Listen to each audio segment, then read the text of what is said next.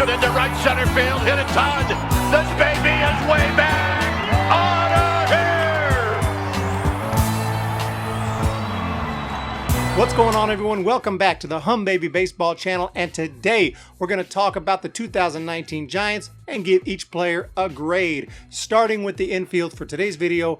Watch out later on. We're going to do the outfield, we're going to do the bench, we're going to do the bullpen, and the starting rotation for the 2019 Giants. And I'm going to focus on Giants who are still with the team, that are projected to be on the team next year more than likely. So let's start with the infield, and we're going to start at first base with my man, Brandon Belt. One of my favorites, great hitter, great fielder. Always liked Brandon Belt, always defended Brandon Belt. And I always said, if he could just stay healthy one whole year, get more than 500 at-bats, he's going to hit 25 plus home runs. He's going to hit up around 280. He's going to hit well over 400 on base. And this year, he stayed healthy the whole year. And did he prove me right? Hell no. He hit 234. He hit 17 home runs, even though he's hit more than that on seasons where he's had like 350 at-bats. A down year. He was still good defensively. He still works the count. Umpires do call strikes 3 inches off the plate. He needs to expand the zone, unfortunately, because of that. But it's no excuse. He had a really rough season. Brandon Belt, not a great year. Hoping that he bounces back next year if he's not traded or something in the offseason. But it was not a good year from Brandon Belt. I wish I could give him a higher grade, but unfortunately, I have to give Brandon Belt a C-. Next, we're moving on to second base. Now, obviously, Joe Panik was our second baseman at the beginning of the year for many years. Love Joe Panik, but he's on the Mets now, so no reason to talk about him. Instead, we're going to focus on Mauricio Dubon because he seems like the second baseman going forward. Although, shout out to Donovan Solano, who had an amazing year, and I hope he's back next year. I'm going to talk about him when I talk about the bench, but Donovan Solano was awesome. Talking about Mauricio Dubon, he was hot coming in. He looked electric. Now, he didn't actually tear it up, but he hit a good 279. He hit 4 homers, all in limited time. He didn't have a huge strikeout rate. He made contact with the ball. He just looked awesome. He kind of reminded me of some guys like Fernando Tatis Jr. of the Padres. Just a young guy who can play. Brought some electricity to the team. I'm not saying that our main guys, our Crawfords and our Poseys, are just walking around like Eeyores, you know. Hey, time to play. But it's kind of, they've got 3 World Series. We need some more life. We need some electricity. We need some young talent. And Mauricio Dubon might be that guy. He looks awesome. I really liked him. I'm not saying he tore it up. It's not going to be an A or an A+ or anything like that, but he really was solid out there in limited time. So he's our guy going forward at second base, it looks like. And I like that. I like this kid. I'm going to give him a solid B. Next up, we got Brandon Crawford. Longtime San Francisco Giants shortstop, fan favorite, Bay Area guy. We all love him. He's been great out there. Last year, though, struggled pretty much all the way around. Now, he did make a lot of sparkling plays. He's great out there at shortstop. There's no one I'd rather have out there at shortstop defensively. But offensively, he had a really rough season. Hit around 228, hit 11 home runs, on-base percentage of .304. That is not going to cut it. And the advanced stats say he even did have a down year defensively. Although I didn't really notice it. I did see some errors, maybe more than usual. But overall, he was fine defensively, of course. Offensively, though, that's not good.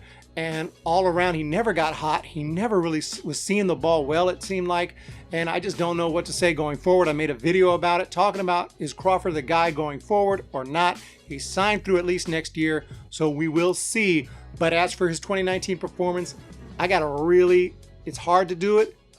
In fact, I'm gonna be generous. I'm gonna be generous and give Brandon Crawford a D+. Next up, we got to move to the hot corner, third base, and we got Evan Longoria, a pickup I was pretty happy about. I always liked Evan Longoria when he was with the Rays.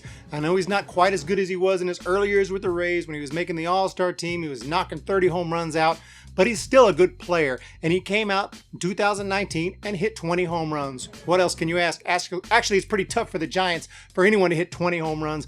This year, a few guys finally did it after not having anyone hit 20 since 2015, and that was Brandon Crawford. So great job, Evan Longoria, by knocking those 20 home runs. Really fun to watch home runs. We need more of them. But other than that, he hit 254. It's nothing off the charts, but you know what? A lot of these guys are down around 220 something. So we'll take 254. And he had a nice little year. If you want to go to the advanced stats, he had about a 2.4 WAR. So he's bringing us a couple wins. What more can you ask? I thought he had a nice season. Enjoyed seeing him out there. He had a little problem with some plantar fasciitis at one point. Maybe he spent some time on the IL. I almost said DL. Please don't unsubscribe.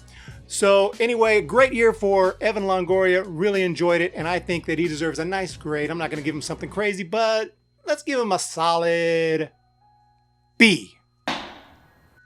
Last on the list, we have Buster Posey.